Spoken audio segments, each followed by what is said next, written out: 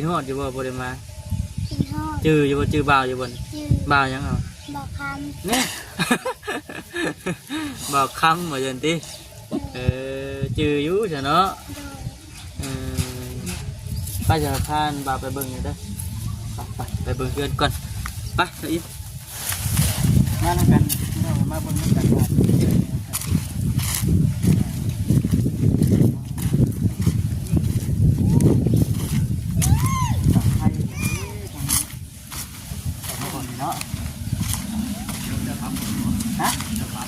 แม่ดาวให้ต้มแล้วสิเลยกินแกงบ่ มาแล้วจิต้มจักเจียว ต้มแล้วก็ตำแจ่วพริกกินกับ แม่นแหละ ยี่ว่าตำพริกพึกใส่แกงสดน้ำเลย มาแล้ว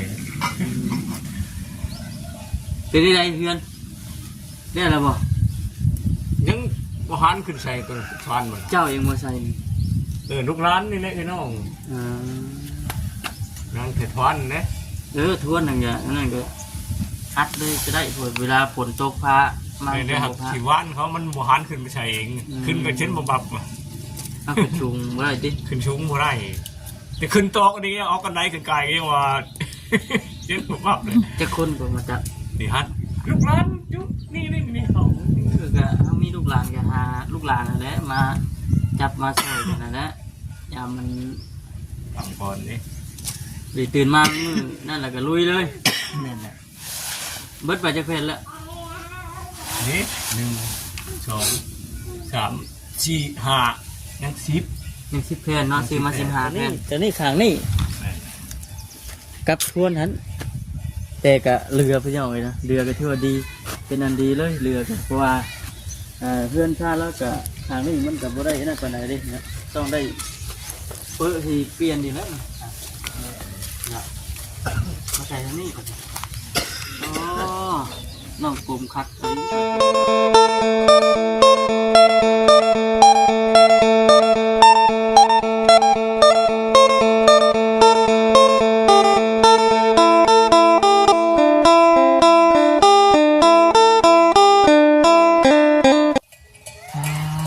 มืดขึ้นแท้อันนี้พี่น้อยเนาะฝุ่นมะม่วงแล้วก็จับเป็นหมาด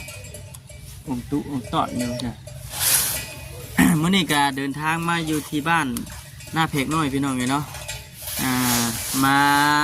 เยี่ยมด้วยมาอัปเดตเบิ่งเพื่อนน้องกลมเมื่อนั้นทางบ่อค่ำแล้วก็บ่อจิตบ่อเสียงนาเนาะพากันแก่พากระจากมาพี่น้องเลยมาให้กับ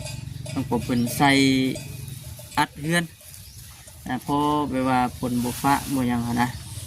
เอาพี่น้องเลยเนาะก่อนอื่นกะทักทายสบายดีเด้อพี่น้องเด้อเนาะ FC กันเบิดสุขุสุคนพี่น้องพ่อกันคือเก่ามานำกัน2 คนมื้อนี้นะทั้งผู้สาว มาทั้งสาวอินเพิ่นมาพี่น้องเนาะมานำกัน โดยทักทายสบายดีเด้อเนาะ พอดีว่ามื้อนี้หยุดงานมื้อนี้เป็นมื้อวัน เสาร์ แต่ว่า เป็นวันเมย์ เป็นวันแม่ คือทางโรงงานเปิ่นก็เลยหยุดให้มื้อนึง มื้ออื่นก็หยุดเลยเนาะ แม่นมื้ออื่นก็ จะเพิ่นไล่เงินให้เฮาบ่วัน บ่ เอ้า วันเล็ก อืม ๆเพราะว่า พี่น้องเนาะ เฮาหยุดวันอาทิตย์ก็ขึ้นบ่ได้ไล่เลย ไปพี่น้องเลยนี่มานำกัน2 คนมาเป็นชื่อตู้เซทางพวกแม่เพิ่นนั่นแหละพี่น้องเนาะซื้อให้สองตู้เลย2 อันบ่ น้องกลม สบายดีน้องล่ะ เป็นอะไรแล้วหรือเปล่า น้องทันได้แล้วทั้งนั้น ทางไหนน่ะ หนูทั้งบนทั้งออกทั้งสิอัน โอ้ข้างนั่นบ่แต่ว่าทวนตัวนี้คือบ่ใส่ลงหนาคือบ่อัดลูก ยังบ่ทันได้อัน แต่ว่ายังสิอัดอยู่บ่ เลย มีภายในมาหามัน แบบนี้ คือเห็นห้อยรถอยู่ซั่น เขาบ่ได้เข้ามา นี่ว่าบ่ตา บ่ต้าบ่ได้เข้ามา เมื่อวานนี่ดิ เมื่อวานนี่ก็บ่มี เมื่อวานนี่ก็บ่มีไผมา โดย เออ นั่นแหละมื้อนี้ก็เลยทั้งบ่าวเลยเข้ามาเจาะเบิ่งก่อนว่าซั่นเป็นจังได๋ซื้อฝากระจากมาให้แล้วก็สิใส่อยู่บ่หั่นน่ะแค่บ่ใส่แล้วก็สิเอามื้ออันนี้เลย โดย มาเดี๋ยวเห็นบุญใส่เชื้อพี่น้องเนาะแค่นี้มาใส่ให้ พอมันได้ใส่ เอ้าให้วันเราให้วันนักเคย นักเคยมือนั้นแล้วเอาลูกเราไปกวน ลูกเราเป็น ลูกเราเอามันบ่5สบาย โดย ทอบท้องห้า โดย เล็กน้อยบ่ประมาณอายุจักปีจักเดือนเนาะ ก็ใหญ่เติบแล้วจนเป็นยางเนี่ย จนย่างได้เลยเนาะ โดย มื้อนี้ก็มาเยี่ยมก่อนพี่น้องเนาะมานำทางก็บ่ได้ซื้อหยังมาต้อนแบบว่ามาเฮากับมาพร้าวแน่นะย่านมันค่ำตอนนี้ก็เวลากับคุณเพื่อมาฮอดก็ไกลพอสมควรอยู่พี่น้องเอ้ยตัวจักรเข้ามานั่นก็ได้มาตั้งแต่12 โมงจนบ่าย 2จังฮอด เดี๋ยวถือว่าเต็มที่นะขับรถมาบ่ได้แวะบ่ได้จอดทางใดดอกพี่น้องเอ้ยเนาะก็เลยเอาว่าซั่นมาแล้วจังสิเอาเงินให้ทางน้องเพิ่นเด็กๆน้อยๆพอได้ซื้อข้าวต้มขนมด้วยมาอยู่นักกินเนาะ โดย กินฮอดอยู่บ่บ่ได้มา กินทอด จื้ออยู่บ่จื้อบ่าวอยู่บ่นี่ ยืน บ่าวยังเอา บอกค เนี่ย บ่าวคำว่าจังติจื้ออยู่ซะเนาะ ำโดย ไปจะพานบ่าวไปเบิ่งหน่อยเด้อไปเบิ่งเพื่อนก่อนไปเดี๋ยวอีก เอาแล้วก็จอด นะมาแล้วกันพี่น้องมาเบิ่งนำกันว่า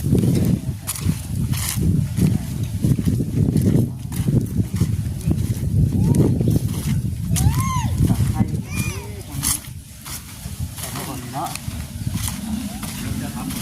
ฮะแม่ๆทำให้ก่อน ตุ้มมันลูกเป็ดน้องเขา สบายดีเด้อ สวัสดี ต้มกระดูกเป็ด เอาน้องเช้าไว้นี่ โอ้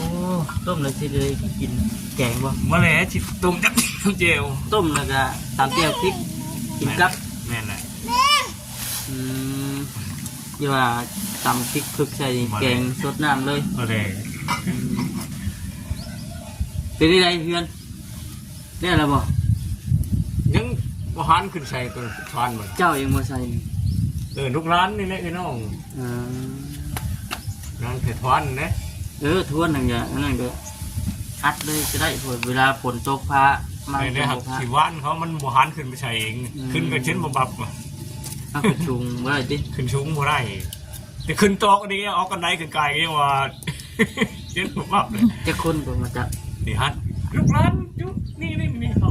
คือก็เขามีลูกหลานก็หาลูกหลานนั่นแหละมาจับมาใส่กันนั่นแหละยามมัน แล้วมันนั่นไงเขาใช้ให้ถอนถอน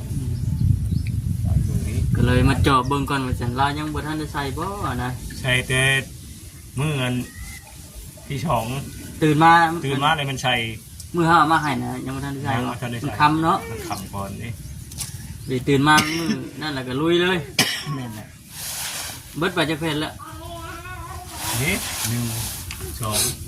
3 4 5ยัง10 ยัง10แผ่นเนาะซื้อมา15แผ่นนี่10แผ่น ขับทางนี้ บ่คำกะนะนี่เด้อพี่น้องบ่คำกะ15แผ่นนั่นกะว่าตัวนี้ข้างนี้กับทวนหันแต่ก็เรือพี่น้องเลยนะเรือก็ถือว่าดีเป็นอันดีเลยเรือก็เพราะว่า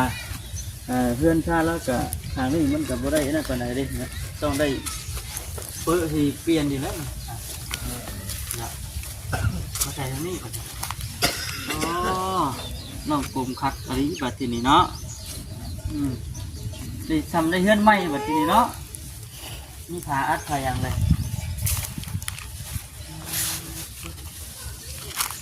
ได้ตัวใหม่ตัวนี้แน่เนาะ คือว่าอุ่นกว่าเก่าป่ะคือว่าใครกว่าแต่ก่อนเนาะโอ้มันเกิดบัตรนี่เลยฮะเรื่องนี่แหละแป้นมันที่เรานะแป้นครับแป้นยังไงอันนี้คือว่าค่อยเป็นค่อยไปก่อนมาจิตเป็นจังไรแน่ว่าจังเรื่องปางจากกันพ่อพี่น้องเนาะพ่อแน่นอนลูกกันของน้องเปี้ยบ่ ผู้ชายอ่ะ ผู้ชายบ่เต้าไข่แล้ววันนี้เนาะ บ่คำก็คือเห็นผู้ดังพี่น้องเนาะใครคือจะเป็นวัดจังไดนึง2 มื้อเลยเนาะ 2 มื้อ3 มื้อเลย 3 มื้อเลยมันหนาว ฝนตกทั้งอื่น ฝนตกทางอื่นคนอยู่ทางนี้เป็นอะไรฝนตก บ่ได้ตกกับผู้นี้ลิ้นลายเหมือนมาไปกินดองเขาหาไปกินดองในบ้านนี่ผมอันนี้เป็นมากก็ไปลูกเขา กลมอยู่เลยเนาะดองลายให้ขนาดดองเลยเนาะ ยืนมาฮื้อนี่ครับพวกเพื่อนมันนี่ไปชูพวกบ้านภูผาหมูหาไป ไปจับนั่นจะมีซอยเพิ่นอะไรเด้เด้เพิ่นยังฮอดเพิ่นยังถึงอยู่เด้เนาะแต่ว่าเรื่องของน้ำนี่เป็นได้นะเอาไปพุ่นนะบ่อนคอนั่นแบบ ไปคนเลยร้านจริงไทยหมดไปวันมันใกล้ โอ้แหละเสียวลงว่าบัดนี้ แกงไงมันเทียงทุกนายกระเทียวลงเลยบัด ธรรมดาเพิ่นมาได้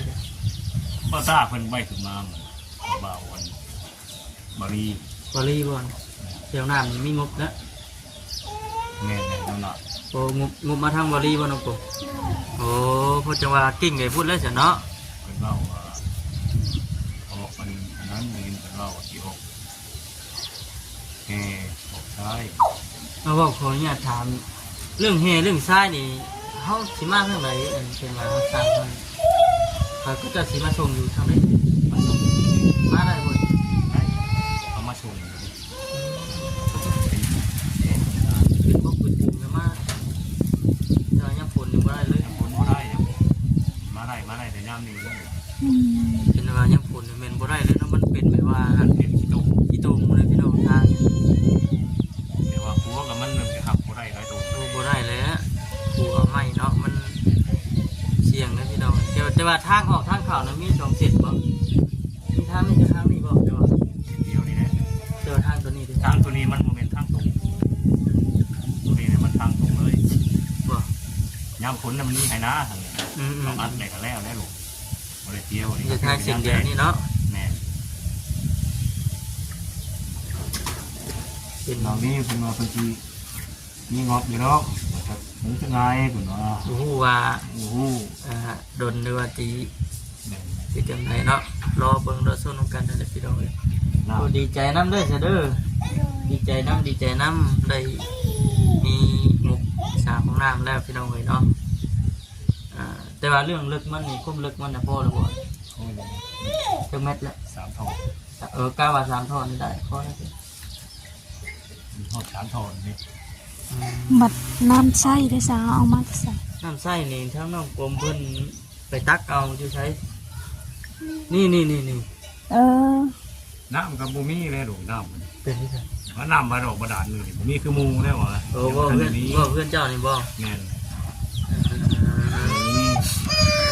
สามน้องกลมใหญ่เป็นสาวหาเงินมากกันเนาะน้องกลมเนาะ ในห้องน้ำก็ชำเก่าเลยครับบูมีน้ำ ใส่น้ำลูกน้ำเต้าก่อนนั่นแหละใส่น้ำปูคนนี้ก่อนหลานเนาะอันนี้ก็เนาะ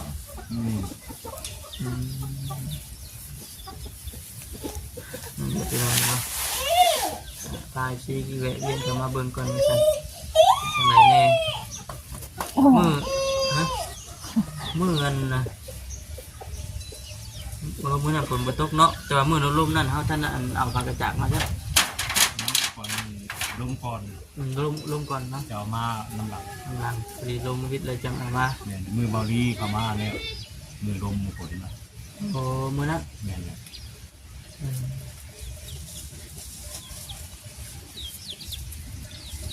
พี่น้องไปทางเราเนี่ยเป็นเห็นเพิ่งก็เลยเอาอาจารย์ทางทั้งกลม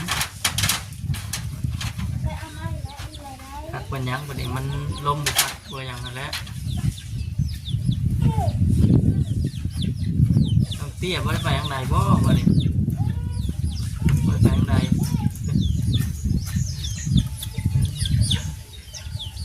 นี่แหละน้องกลมป้าครับไปนั่งเอารมกันถูป้าครับป้าเดี๋ยวมาเด้อไปนั่งเอารมกับน้องกลมเบิ้ลเล็กๆน้อยๆเนี่ยจีพากันกลับเลยล่ะที่น้องพูดแล้วไปนั่งอยู่ข้างกันที่ที่เป็นเป็นรัดเป็นอย่างไรมาที่กลับของได้ไปฮะนี่แหละพี่น้องเนาะก็ถือว่าเราใส่ผ้าเป็นที่พ่อแล้วพี่น้องเนาะข้างนี้ก็ได้แต่ว่ายังทวนพุ่นบัดทีนี้ทวนแล้วเราก็สีเข้าไปหาพี่หาน้องและจับซอยเนี่ยจับหันจับหนีซอยถูอันพาอัดเพิ่นก็เฮ็ดไปชี้เลยเนาะขายคือกันกับอันอย่างและโซโคกเลยนี่โซโคกเลยเอาอย่างอัดเอาอย่างอันอันแล้วจะว่านะเพิ่นเฮ็ดไปนี่ดีว่าเอานั่นมาห้องเฉยบ่ เคยเห็นเพิ่นบ่นี่บ่เคยมื้อนี้เฮ็ดหยังมื้อนี้ซอยพ่อมื้อนี้ตักน้ำโดยน้ำใส่นี่บ่ โดยน้ำใส่นี่เป็นเฮาได้ตักคู่มือเลยโดยเพราะว่ามันเบิดนะเฮาก็ต้องตักเนาะเพราะว่ายามแลงยามเช้าตอนเที่ยงต้องได้ใส่น้ำล้างถ้วยล้างจาน1ข้าว1น้ำมันต้องใส่น้ำเนาะโดยฮะมักม่วงยังมักม่วงร้องโดยไม่ยังมักม่วงร้องมักม่วงร้องมักม่วงอ่องร้องโดยมักม่วงอ่องร้องกินเลยมันแบบมันพลอยจ้ะ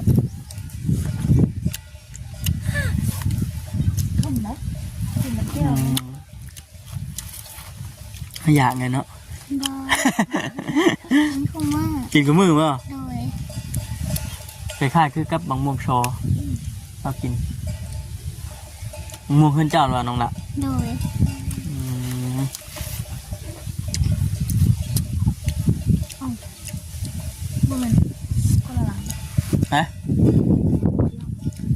พูนเฮือนนั่นน้องเตี้ยเพิ่นอยู่หลังนั้นอันนี้เฮือนน้องกลมหมดไหนอันนั้นนะเฮือนน้องเตี้ยแหละเนาะ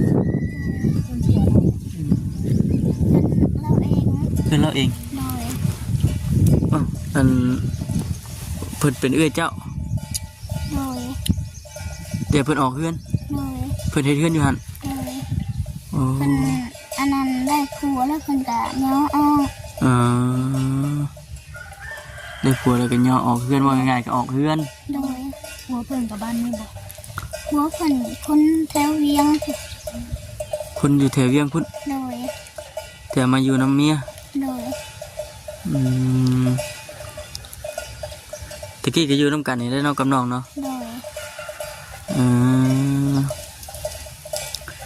นี่เนาะพี่น้องมื้อนี้กินข้าวกันยังมื้อนี้เจ้านะมื้อนี้กินข้าวครับอันนี้เป็นนี่ละมื้อเช้านี่ได้มื้อเช้านี่ค่ะกินกับ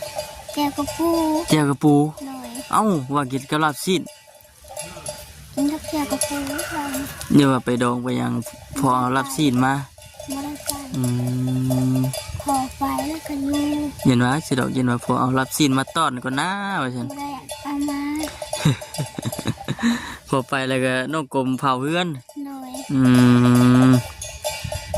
เนาะมีแต่ว่าระมัดระวังและลงเฮือนลงชานกลางค่ำกลางคืนเพราะว่ายันลมมาแล้วเนาะมันเป็นไม้กระพากเลยพี่น้องเลยมันอ่อนเลยก็เลยระมัดระวังนะ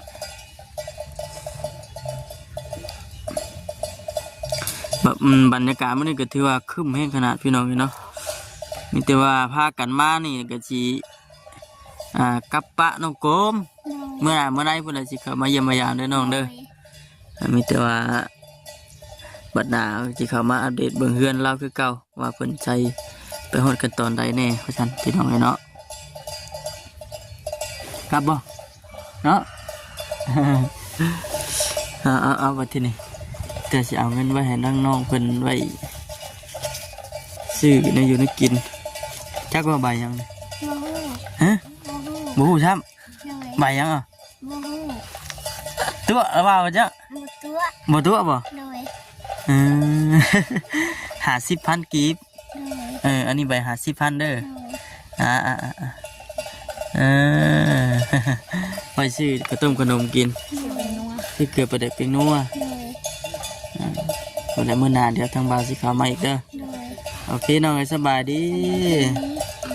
ไปบัดทีนี้พี่น้องเอ้ยเนาะมีแต่ว่าสิจบคลิปลาพี่ลาน้องไปก่อนเมื่อบัดทีนี้เฮามาผมหันรถสาวอินเพิ่นย่านพี่ปุ้ย เห็นเห็นว่ามันทางบ้านเฮาหรือห้องเฮาต่างเลยเด้อเฮาก็บ่ได้เป็นทั้งจังหวะมันบ่ได้เป็นไปมีแต่ว่ามันบ่ได้เป็น มันเปิดตะย่านวันนี้เนาะ เห็นแล้วจะเห็นแบบลมนี่ก่อนเอาไม้มันเป็นนอนคอ แม่ แล้วก็ข้างกลางเลยทั้งนี้ก็มีทั้งนี้ก็มีสิ่งนั้นสิ่ง เนาะ สิ่งก็คิดในใจว่าตัวทางเขาเหยียบมันก็ไม่ยังจะเคยมา เชียงว่าเด้ไปเสียสิหน่อยมันคำไปพี่น้องเอ้ยเนาะมันต่างรถใหญ่เพิ่นเด้ เอาขี่จักรมาจับ โอเคพี่น้องเอ้ยสบายดี